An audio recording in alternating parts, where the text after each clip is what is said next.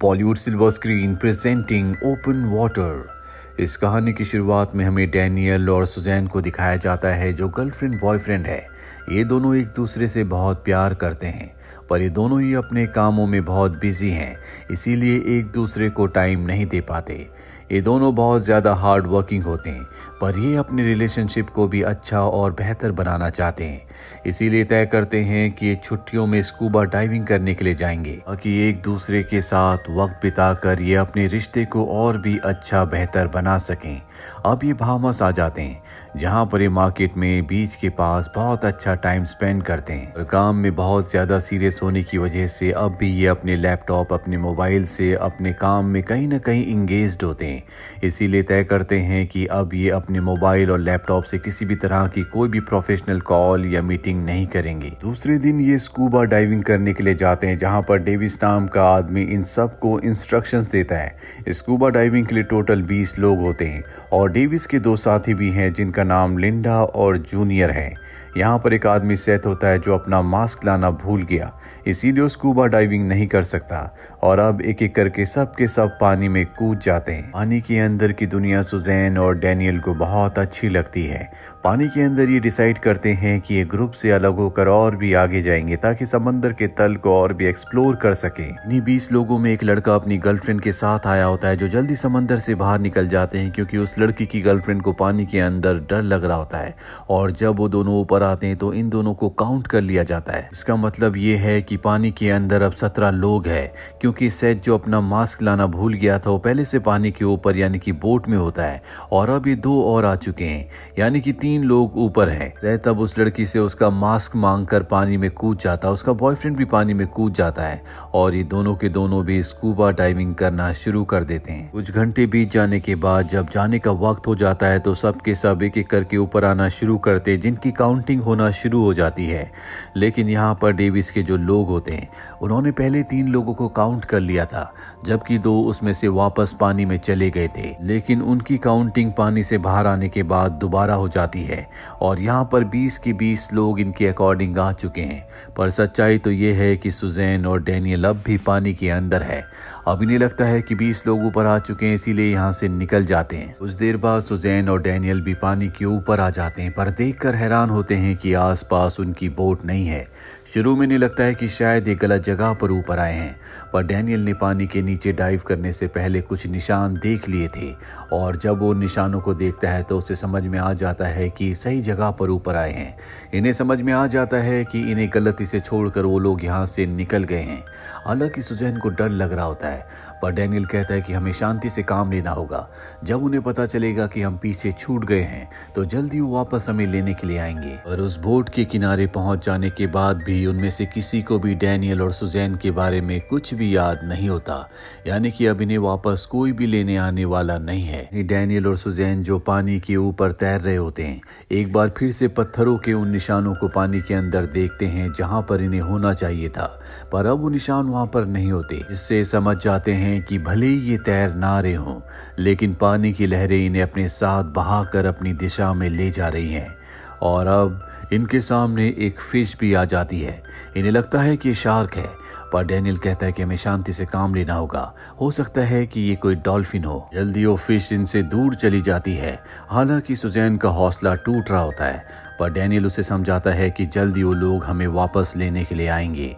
बहुत देर बीत जाने के बाद भी कोई भी इन्हें लेने के लिए नहीं आता और तभी इनके आसपास बहुत सारी जेली फिशेस आ जाती है जो इन्हें डंक मारना शुरू कर देती है।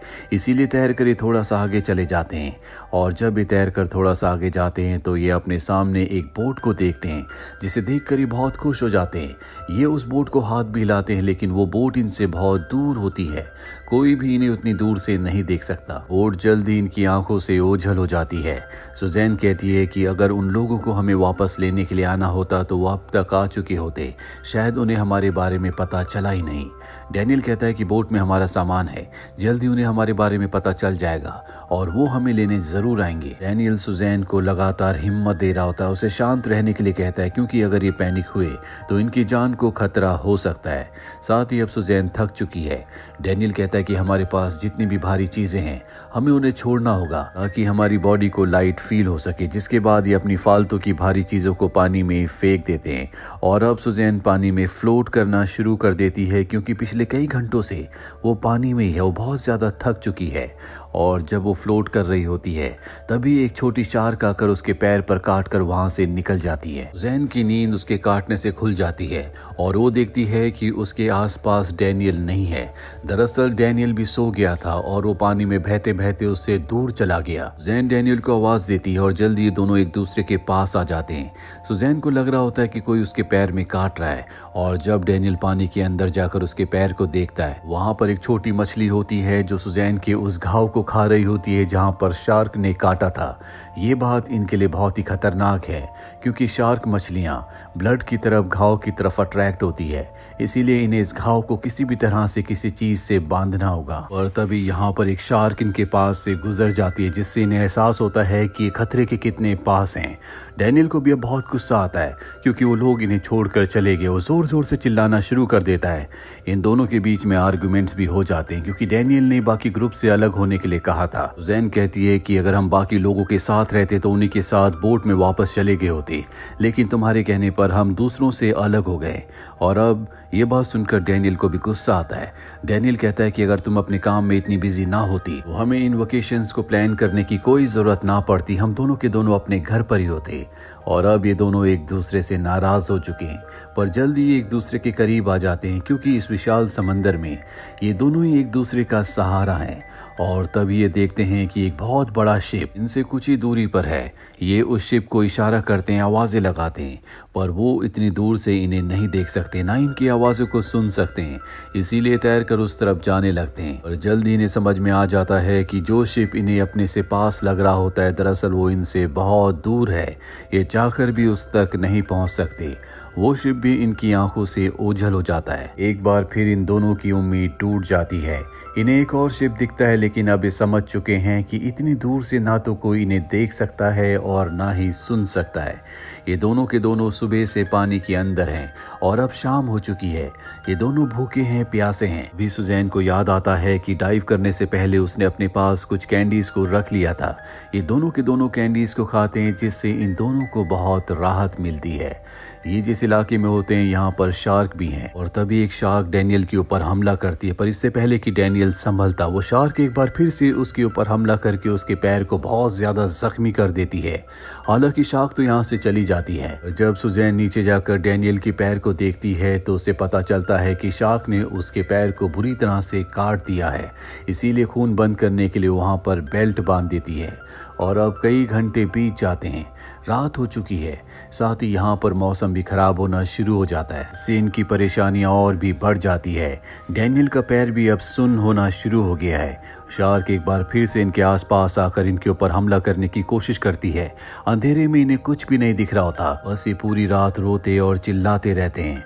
अगली सुबह हमें डेविस को दिखाया जाता है। जब वो अपनी बोट पर जाता है तो वहां पर उसे सुजैन का और डैनियल का सामान मिलता है, इसमें उनके आईडी कार्ड्स भी होते हैं। डेविस को याद आता है कि ये कपल इनके साथ गया तो था पर वापस नहीं आया। वो इस बात की इंफॉर्मेशन रेस्क्यू टीम को देता है और सुबह 8:55 पर एक प्लेन, एक हेलीकॉप्टर और बहुत सारी बोट्स इन्हें ढूंढने के लिए भेजी जाती है। वहीं समंदर में सुजैन और डैनियल को दिखाया जाता है। डैनियल की आंखें बंद है, वो पूरी तरह से अचेत है। दरअसल डैनियल का बहुत ज्यादा खून बह चुका था, इसीलिए उसकी मृत्यु हो चुकी है। और अब सुजैन को पता है कि उसे डैनियल को, जिससे वो बहुत प्यार करती है, उसे आखिरी गुड बाय कहना होगा। वो उसके सिलेंडर को खोल देती है और उसकी बॉडी को पानी में छोड़ देती है, जिसके बाद बहुत सारी शार्क आकर उसकी बॉडी को पानी के अंदर ले जाती है। यहाँ पर सुजैन को भी समझ में आ चुका है कि जिस तरह से डैनियल का अंत हुआ उसका भी अंत हो जाएगा। वो पानी के नीचे देखती है जहाँ पर बहुत सारी शार्क्स ने उसे घेर लिया होता है। उसे समझ में आ चुका है कि अब उसे कोई भी नहीं बचा सकता। वो आखिरी बार आसपास किसी बोट को देखती है, लेकिन दूर दूर तक कोई भी नहीं होता। इसके बाद वो भी अपने सिलेंडर को खोल देती है। वहीं रेस्क्यू टीम को दिखाया जाता है जो उस जगह पर होती है जहां पर एक दिन पहले सब ने डाइव किया था, पर सुजैन और डैनियल बहते बहते वहां से बहुत दूर आ चुके हैं, जो कि उनकी पहुंच से बहुत दूर है। डैनियल और सुजैन की जिंदगी की सच्ची कहानी थी, जो अपने रिश्तों को ठीक करने के लिए स्कूबा डाइविंग करने के लिए आए थे, लेकिन वो स्कूबा डाइविंग पर जाने के बाद कभी लौट कर नहीं आए। इस कहानी के अंत में एक शार्क को दिखाया जाता है जिसे अभी अभी फिशरमैन ने पकड़ा होता है, और उसके पेट के अंदर से एक कैमरा निकलता है, और ये कैमरा और किसी का नहीं बल्कि सुजैन और डैनियल का होता है। इसी के साथ सुजैन और डैनियल की जिंदगी की सच्ची दर्द भरी कहानी यहीं पर खत्म हो जाती है। उम्मीद करते हैं कि इस कहानी से आपने कुछ न कुछ जरूर सीखा होगा।